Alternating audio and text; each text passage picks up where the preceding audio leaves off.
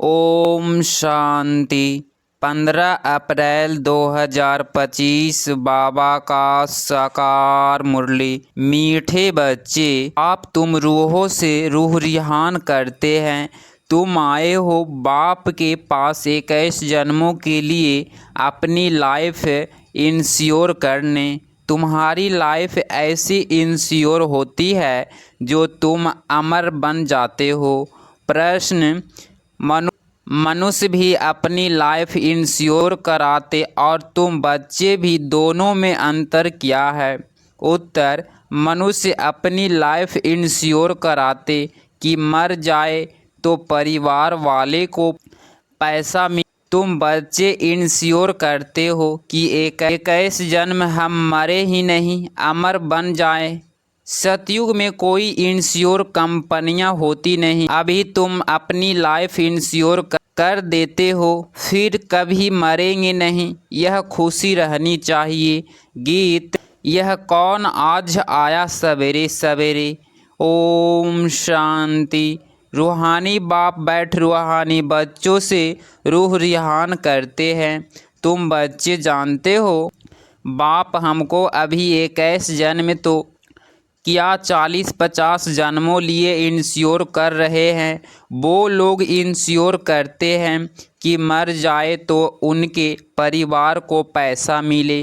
तुम इंश्योर करते हो 21 जन्मों के लिए मरे ही नहीं, अमर बनाते हैं ना। तुम अमर थे, मूल वतन भी अमर लोक है, वहाँ मरने जीने की बात नहीं रहती, वो है आत्माओं का निवास स्थान। अब यह रूह रिहान बाप अपने बच्चों से करते हो और कोई से नहीं करते।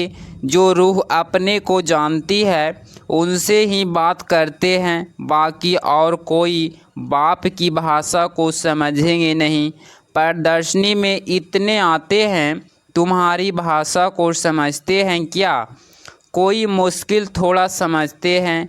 तुमको भी समझाते समझाते कितने वर्ष हुए हैं, तो भी कितने थोड़े समझते हैं। है भी सेकंड में समझने की बात। हम आत्माएं जो पावन थी वहीं पतित बनी है, फिर हमको पावन बनना है। उसके लिए स्वीट फादर को याद करना है। उनसे स्वीट और कोई चीज़ होती नहीं। इस याद करने में ही माया के विघ्न पड़ते हैं। यह भी जानते हो, बाबा हमको अमर बनाने आए हैं।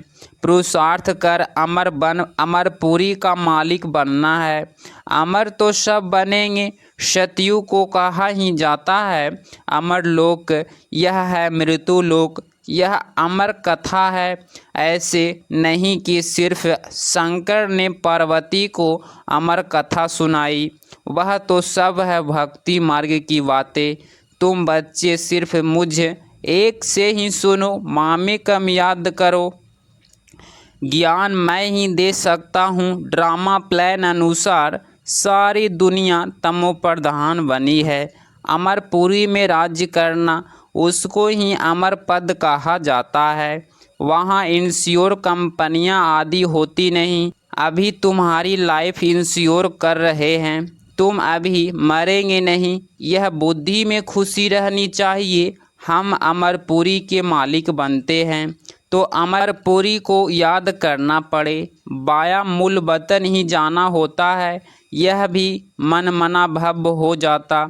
मूल वतन है मन मना भव, अमरपुरी है मध्या जीव भव। हर एक बात में 2 अक्षर ही आते हैं। तुमको कितने प्रकार से अर्थ समझाते हैं, तो बुद्धि में बैठे सबसे जास्ती मेहनत है ही इसमें अपने को आत्मा निश्चय करना है। हम आत्मा ने यह जन्म लिया है, 84 जन्म में भिन्न भिन्न नाम रूप देश काल फिरते आए हैं। सतयुग में इतने जन्म, त्रेता में इतने, यह भी बहुत बच्चे भूल जाते हैं। मुख्य बात है अपने को आत्मा समझ, स्वीट बाप को याद करना। उठते बैठते यह बुद्धि में रहने से खुशी रहेगी। फिर से बाबा आया हुआ है, जिसको हम आधा कल्प याद करते थे कि आओ आकर पावन बनाओ, पावन रहते हैं मूल वतन में। अमरपुरी सतयुग में भक्ति में मनुष्य पुरुषार्थ करते हैं। मुक्ति में वह कृष्णपुरी में जाने के लिए मुक्ति कहो अथवा निर्वाण धाम कहो। वानप्रस्थ अक्षर करेंट है। वानप्रस्थी को शहर में ही कहते हैं। सन्यासी लोग तो घर बार छोड़ जंगल में जाते हैं। आजकल के वानप्रस्थियों में कोई दम नहीं है। सन्यासी तो ब्रह्मा को भगवान कह देते, ब्रह्मा लोग नहीं कहते। अभी तुम बच्चे जानते हो पुण्य जन्म तो किसका भी बंद नहीं होता। अपना अपना पाठ सब बजाते हैं।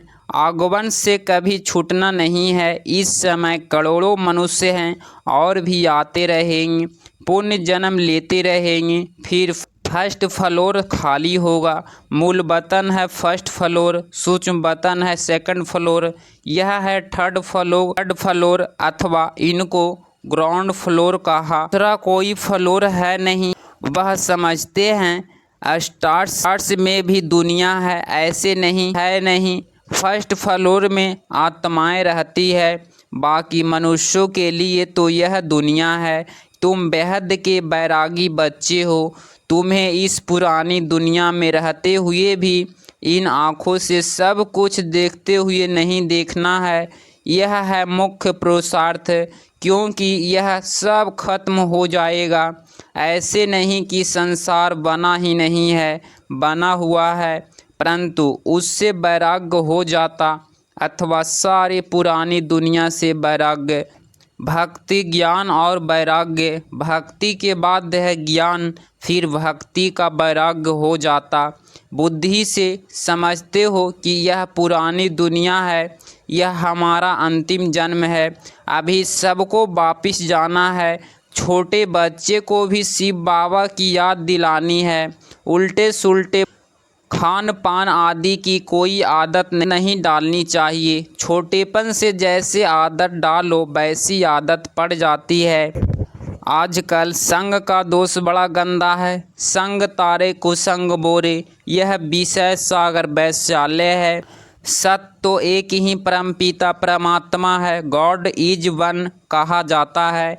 वह आकर सत्य बात समझाते हैं। बाप कहते हैं, हे रूहानी बच्चों, मैं तुम्हारा बाप तुमसे रूह रिहान कर रहा हूँ, मुझे तुम बुलाते हो ना। वही ज्ञान का सागर पतित पावन है, नई सृष्टि का रचयिता है, पुरानी सृष्टि का विनाश कराते हैं। यह त्रिमूर्ति तो प्रसिद्ध है, उच्च ते उच्च है शिव। अच्छा, फिर सूक्ष्म वतन में है ब्रह्मा विष्णु शंकर। उन्हीं का साक्षात्कार भी होता है, क्योंकि पवित्र है ना। उन्हीं को चैतन्य में इन आँखों से देख नहीं सकते, बहुत नौंधा भक्ति से देख सकते हैं। समझो कोई हनुमान का भक्त होगा तो उनका साक्षात्कार होगा। शिव के भक्त तो झूठ बताया गया है कि परमात्मा अखंड ज्योति स्वरूप है। बाप कहते हैं, मैं तो इतनी छोटी सी बिंदी हूँ। वह कहते अखंड ज्योति स्वरूप अर्जुन को दिखाया। उसने कहा, बस मैं सहन नहीं कर सकता हूँ। उनको दीदार हुआ। तो यह गीता में लिखा हुआ है। मनुष्य समझते हैं अखंड ज्योति का साक्षात्कार हुआ। अब बाप कहते हैं, यह सब भक्ति मार्ग की बातें दिल खुश करने की है। मैं तो कहता ही नहीं हूँ कि मैं अखंड ज्योति स्वरूप हूँ। जैसे बिंदी मिसल तुम्हारी आत्मा है, वैसे मैं हूँ। जैसे तुम ड्रामा के बंधन में हो, वैसे मैं भी ड्रामा के बंधन में बंधा हुआ हूँ। सब आत्माओं को अपना अपना पार्ट मिला हुआ है। पुण्य जन्म तो सबको लेना ही है, नंबरवार सबको आना ही है। पहले नंबर वाला फिर नीचे जाता है। कितनी बातें बाप समझाते हैं। यह समझाया है कि सृष्टि रूपी चक्र फिरता रहता है। जैसे दिन के बाद रात आती है, वैसे कलयुग के बाद सतयुग आएगी, फिर त्रेता, फिर संगम युग आता है। संगम युग पर ही बाप चेंज करते हैं। जो सतो प्रधान थे अब वही तमो प्रधान बने हैं। वहीं फिर सतो प्रधान बनेंगी। बुलाते भी हैं, हे पतित पावन आओ। तो अब बाप कहते हैं, मन मना भव, मैं आता हूँ, मुझे बाप को याद करना है। यह यथार्थ रीति कोई मुश्किल समझाते हैं। हम आत्माओं का बाप कितना मीठा है, आत्मा ही मीठी है ना। शरीर तो खत्म हो जाता है, फिर उनकी आत्मा को बुलाते हैं। प्यार तो आत्मा से ही होता है ना। संस्कार आत्मा में रहते हैं, आत्मा ही पढ़ती सुनती है। देह तो खत्म हो जाती है, मैं आत्मा अमर हूँ, फिर तुम मेरे लिए रोते क्यों हो। यह तो देह अभिमान है ना तुम्हारा। देह में प्यार है, होना चाहिए आत्मा में प्यार। अविनाशी चीज़ में प्यार होना चाहिए, विनाशी चीज़ में प्यार होने से ही लड़ते झगड़ते हैं। सतयुग में है देही अभिमानी, ये खुशी से एक शरीर छोड़ दूसरा लेते हैं। रोना पीटना कुछ भी नहीं होता। तुम बच्चे को अपनी आत्माभिमानी अवस्था बनाने के लिए बहुत प्रैक्टिस करनी है। मैं आत्मा हूँ, अपने भाई आत्मा को बाप का संदेश सुनाता हूँ। हमारा भाई इन आग्रंश द्वारा सुनता है। ऐसी अवस्था जमाओ, बाप को याद करते रहो तो विकर्म विनाश होते रहेंगे। खुद को भी आत्मा समझो, उनको भी आत्मा समझो, तब पक्की आदत हो जाए। यह है गुप्त मेहनत, अंतमुख हो। इस अवस्था को पक्का करना है। जितना समय निकाल सको उतना इसमें लगाओ। 8 घंटा तो धंधा आदि भल करो, नींद में करो, बाकी इसमें लगाओ। 8 घंटा तक पहुंचना है, तब तुमको बहुत खुशी रहेगी। पतित पावन बाप कहते हैं, मुझे याद करो तो तुम्हारे विकर्म विनाश हो। ज्ञान तुमको अभी ही संगम पर मिलता है। महिमा सारी इस संगम युग की है। जबकि बाप बैठ तुमको ज्ञान समझाते हैं, इसमें स्थूल कोई बात नहीं। यह जो तुम लिखते हो वह सब खत्म हो जाएगा। नोट भी इसीलिए करते हैं तो पॉइंट्स नोट होने से याद रहेगी। कोई भी बुद्धि तीखी होती है तो बुद्धि में याद रहती है। नंबर वार तो है ना। मुख्य बात बाप को याद करना है और सृष्टि चक्र को याद करना है। कोई भी कर्म नहीं करना है, गृहस्थ व्यवहार में भी रहना है, पवित्र जरूर बनना है। कई गंदे ख्यालात वाले बच्चे समझते हैं हमको यह फलानी बहुत अच्छी लगती है, इनसे हम गंधर्वी विवाह कर ले। परंतु यह गंधर्वी विवाह तो तब कराते हैं जबकि मित्र संबंधी आदि बहुत तंग करते हैं, तो उनको बचाने लिए ऐसे थोड़े ही सब कहेंगे हम गंधर्वी विवाह करेंगे। वह कभी रह नहीं सकेंगे, पहले दिन ही जाकर गटर में पड़ेंगे। नाम रूप में दिल लग जाती है, यह तो बड़ी खराब बात है। गंधर्वी विवाह करना कोई मासी का घर नहीं है। 1-2 से दिल लगी तो कह देते गंधर्वी विवाह करे। इसमें संबंधियों को बड़ा खबरदार रहना चाहिए, समझना चाहिए यह बच्चे काम के नहीं। जिससे दिल लगी है उनसे हटा देना चाहिए, नहीं तो बातें करते रहेंगे।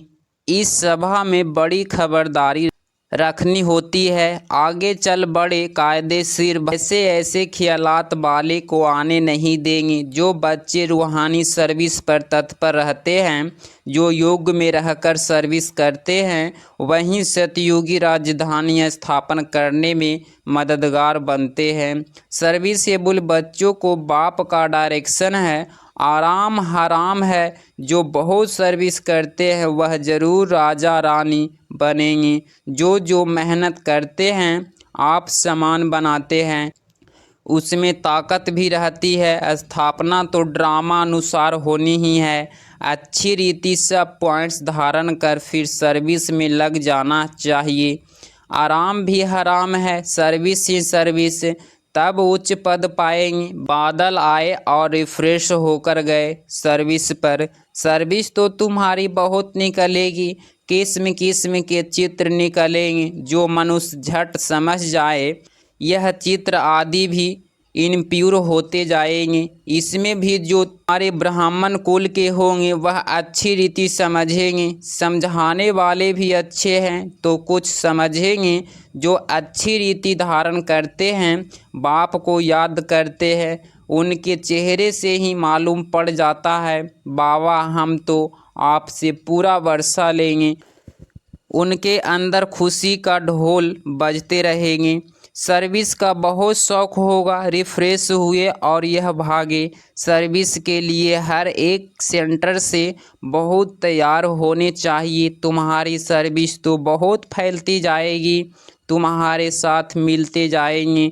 आखिरी एक दिन सन्यासी भी आएंगे तो उन्हीं की रजाई है, उन्हीं के पैरों पर पड़ते हैं, पूजते हैं। बाप कहते हैं यह बहुत पूजा है, मेरे तो पैर है नहीं, इसीलिए पूजने भी नहीं देंगी। मैंने तो यह तन लोन लिया है, इसीलिए इनको भाग्यशाली रथ कहा जाता है। इस समय तुम बच्चों बहुत सौभाग्यशाली हो, क्योंकि तुम यहाँ ईश्वरीय संतान हो। गायन भी है, आत्माएं परमात्मा अलग रहे बहुकाल। तो जो बहुकाल से अलग रहे वहीं आते हैं, उनको ही आकर पढ़ाता हूँ। श्री कृष्ण का यह अंतिम जन्म है, इसीलिए नाम भी इस एक का श्याम सुंदर पड़ा है। शिव का तो किसी को पता नहीं है कि क्या चीज़ है। यह सब बातें बाप ही आकर समझाते हैं। मैं हूँ परमात्मा, परम धाम में रहने वाला हूँ, तुम भी वहाँ के रहने वाले हो। मैं सुप्रीम पतित पावन हूँ, तुम अभी ईश्वरीय ही वाले बने हो। ईश्वर की बुद्धि में जो ज्ञान है वह तुमको सुना रहे हैं। सतयुग में भक्ति की बात नहीं होती, यह ज्ञान तुमको अभी मिल रहा है। अच्छा, मीठे मीठे सिगलधे बच्चों प्रति माता पिता बाप दादा का याद प्यार और गुड मॉर्निंग। रूहानी बाप की रूहानी बच्चों को नमस्ते नमस्ते। धारणा के लिए मुख्य सार पॉइंट नंबर फर्स्ट, अंतमुखी होकर अपनी अवस्था को जमाना है, अभ्यास करना है। मैं आत्मा हूँ, अपने भाई आत्मा को बाप का संदेश देता हूँ। ऐसे आत्मा अभिमानी बनने की गुप्त मेहनत करनी है। पॉइंट नंबर 2, रूहानी सर्विस का शौक़ रखना है, आप समान बनाने की मेहनत करनी है। संग का दोष बड़ा गंदा है, उससे अपने को संभालना है। उल्टे खान पान की आदत नहीं डालनी है। 15 अप्रैल 2025 बाबा का मीठे वरदान। विश्व कल्याण के कार्य में सदा बिजी रहने वाले विश्व के आधार मूर्त भव। स्पष्टीकरण, विश्व कल्याणकारी बच्चे स्वप्न में भी फ्री नहीं रह सकते। जो दिन रात सेवा में बिजी रहते हैं उन्हें स्वप्न में भी कई नई नई बातें, सेवा के प्लान वह तरीके दिखाई देते हैं। वो सेवा में बिजी होने के कारण अपने पुरुषार्थ के व्यर्थ से और औरों के भी व्यर्थ से बचे रहते हैं। उनके सामने बेहद विश्व की आत्माएं सदा इमर्ज रहती है, उन्हें जरा भी अलबेलेपन आ नहीं सकता। ऐसे सेवाधारी बच्चों को आधार मूर्त बनने का वरदान प्राप्त हो जाता है। स्लोगन, संगम युग का एक एक सेकंड वर्षों के सामान्य है, इसीलिए अलबेलेपन में समय नहीं गवाओ। अव्यक्त इशारे कंबाइंड रूप की स्मृति से सदा विजयी बनो, जिसके साथ स्वयं शक्तिशाली बाप कंबाइंड है। सर्वशक्तियाँ स्वतः उनके साथ होगी। जहाँ सर्वशक्तियाँ है वहाँ सफलता न हो, यह असंभव है। कोई अच्छा साथी लौकिक में भी मिल जाता है तो उसको छोड़ नहीं सकते। ये तो अविनाशी साथी है, कभी धोखा देने वाला साथी नहीं है, सदा ही साथ निभाने वाला साथी है। तो सदा साथ साथ रहे। अगर इस चैनल पे आप डेली मुरली क्लास सुन रहे हैं तो चैनल को प्लीज़ सब्सक्राइब करें और नोटिफिकेशन ऑल पे क्लिक करें। मिलते हैं अगली मुरली क्लास में। ओम शांति।